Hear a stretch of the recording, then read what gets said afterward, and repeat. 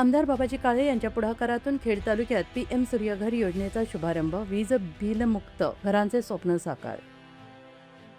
खेड विधानसभा मतदारसंघातील नागरिकांसाठी आमदार बाबाजी रामचंद्र काळे यांच्या सहकार्याने PM सूर्यघर मोफत वीज योजना अंतर्गत सौर ऊर्जा प्रकल्पाचा शुभारंभ करण्यात आला आहे. या योजनेअंतर्गत घरांवर सोलार पॅनल बसवून नागरिकांना वीज बिलातून मोठा दिलासा मिळणार असल्याचा दावा करण्यात आला आहे. या योजनेत 1 किलोवॅट ते 3 किलोवॅट क्षमतेच्या सोलार सिस्टीमसाठी केंद्र सरकारकडून अनुदान उपलब्ध असून बँक कर्ज सुविधा देण्यात येणार आहे.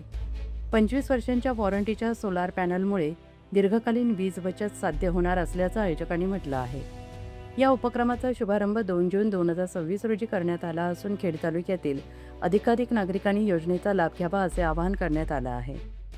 नागरिकांना आवश्यक कागदपत्रांसह नोंदणी करून सौर ऊर्जेच्या माध्यमातून वीज बिल मुक्त घर संकल्पना प्रत्यक्षात आणण्याची संधी उपलब्ध झाली आहे.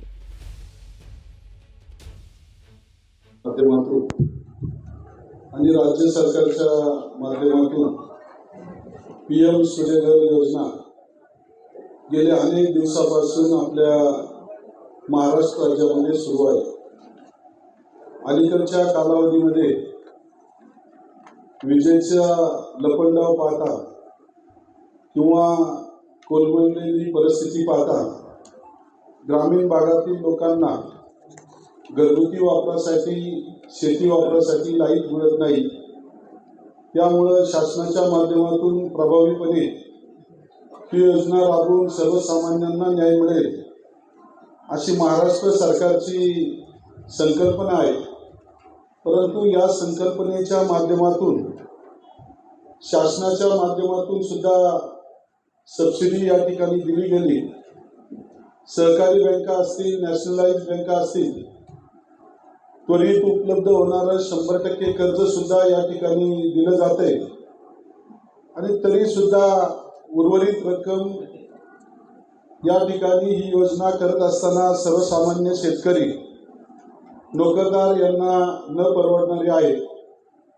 यामुळं ही योजना जेवढ्या गतीनं सुरू व्हायला हवी होती ती तेवढ्या गतीनं सुरू झाली नाही. याची कारणं अशी आहेत की या योजनेचा प्रचार आणि प्रसार खऱ्या अर्थानं सर्वसामान्य तळागाळापर्यंत, वाडी वस्तीवर, ग्रामीण भागात, आदिवासी भागात होणं गरजेचं होतं.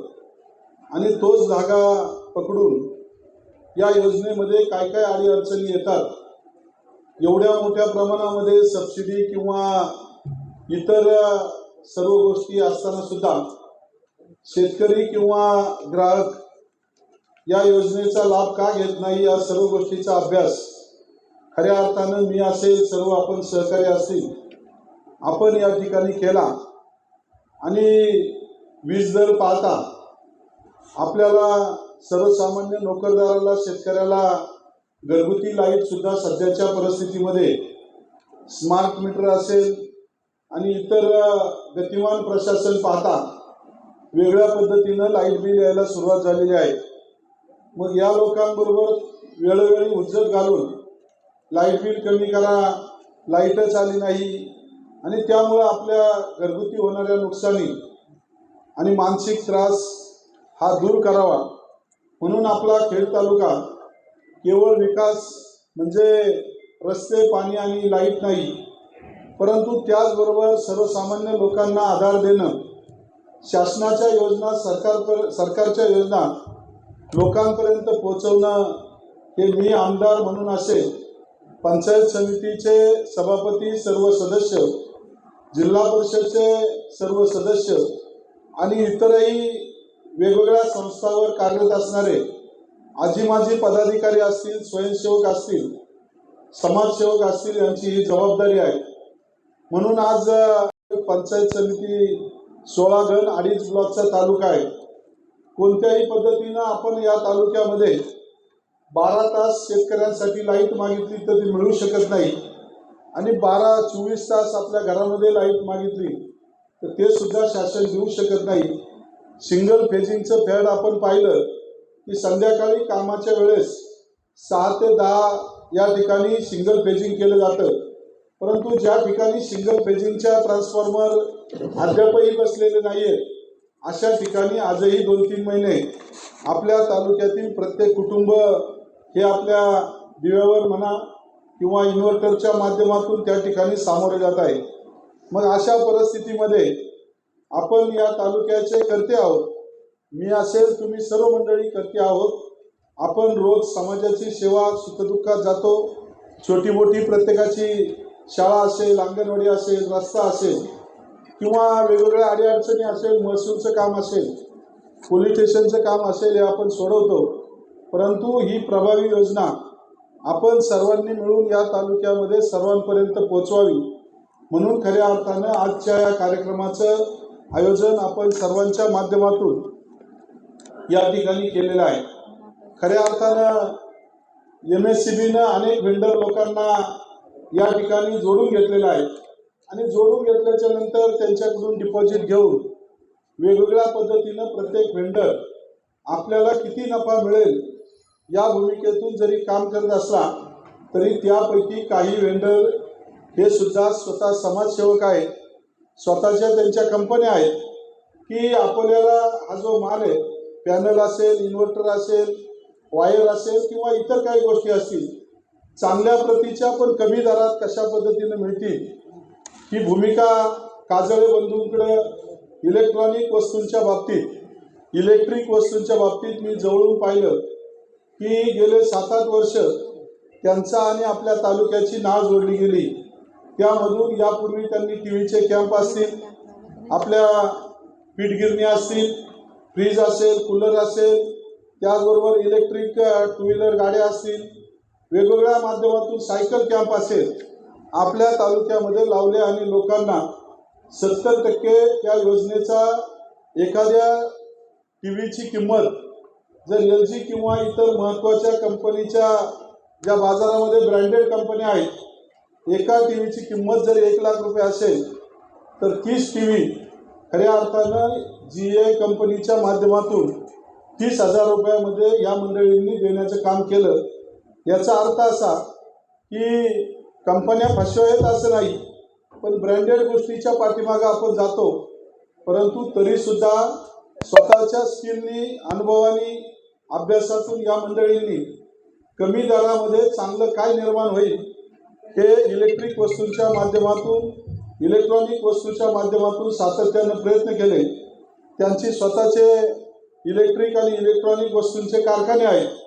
त्यामुळे त्यांनी एक संकल्पना मांडली की आमदार साहेब, तुम्ही आणि तुमचे सर्व सहकारी यांनी जर आम्हाला खेड तालुक्यामध्ये काम करायची संधी दिली तर खऱ्या अर्थानं जे काम या ठिकाणी एखादी गोष्ट जर 80,000 रुपयात होत असेल, दुसरे वेंडर किंवा इतर ते 80,000 रुपयात 1 किलोवॅटचं काम करून देत असतील तर आम्ही या ठिकाणी सबसिडी वजा जाता ते काम 1 किलोवॅटचं 20,000 रुपयातच करून देऊ आणि मग अशा पद्धतीनं 30,000 रुपयाचा फायदा तुमच्या माध्यमातून आणि तुमच्या सहकाऱ्यांच्या माध्यमातून या ठिकाणी शेतकऱ्यांना, ग्रामीण भागातील लोकांना, ग्राहकांना या ठिकाणी मिळू द्या.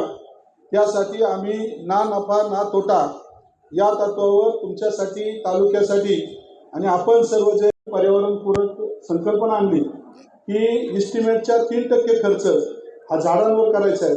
एखाद्या कामाचं 10 लाख रुपये जर बिल असेल तर त्याच्या 3% रक्कम ही झाडं लावण्यासाठी त्या रोडवर खर्च करायची.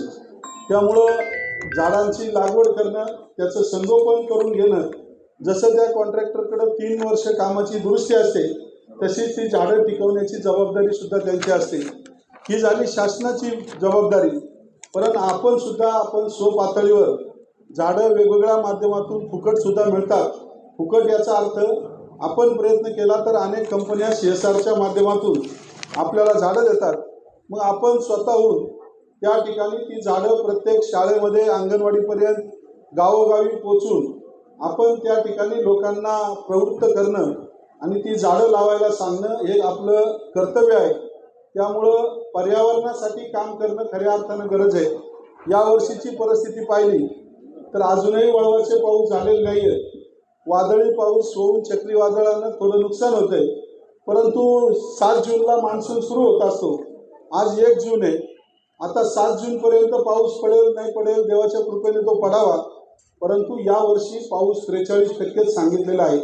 अशा परिस्थितीमध्ये जर पर्यावरण आपल्या तालुक्यामध्ये जर चांगल्या पद्धतीनं झाडं लागली, सोलरची कामं झाली, तर आपल्या भागामध्ये चांगला पाऊस पडेल. भविष्यात आपल्या तालुक्यामध्ये पाण्याची पातळी वाढेल. हे काम आपल्या सर्वांना एकजुटीनं हातात हात घालून करायचं आहे. ही योजना अत्यंत सोपी आहे. या ठिकाणी 1 किलोवॅटला 80,000 रुपये, त्यामध्ये 30,000 रुपये आपल्याला शासनाची सबसिडी आहे आणि 30,000 रुपये आपल्याकडून सबसिडी आहे. फक्त 20,000 रुपये त्या कुटुंबाला भरायचे. 2 किलोवॅटला 1,35,000 रुपये खर्च आहे. त्यामध्ये शासनाकडून 60,000 रुपये सबसिडी आहे. आपल्या माध्यमातून 35,000 रुपये त्यांना कमी द्यायचे. 40,000 रुपये त्या कुटुंबाला त्या ठिकाणी खर्च करायचा आहे. 3 किलोवॅटला 2,25,000 रुपये खर्च आहे आणि 65,000 रुपये आपण आपल्या माध्यमातून कमी करणार आहोत आणि 78,000 रुपये शासनाकडून सबसिडी आहे. 82,000 रुपयामध्येच त्या ठिकाणी आपल्याला खर्च करायचा आहे. काही लोकांकडे खरोखरच हे पैसे सुद्धा वेळेला उपलब्ध नसतात. म्हणून आपल्या तालुक्यातील सहकारी बँकांनी निर्णय घेतला आहे.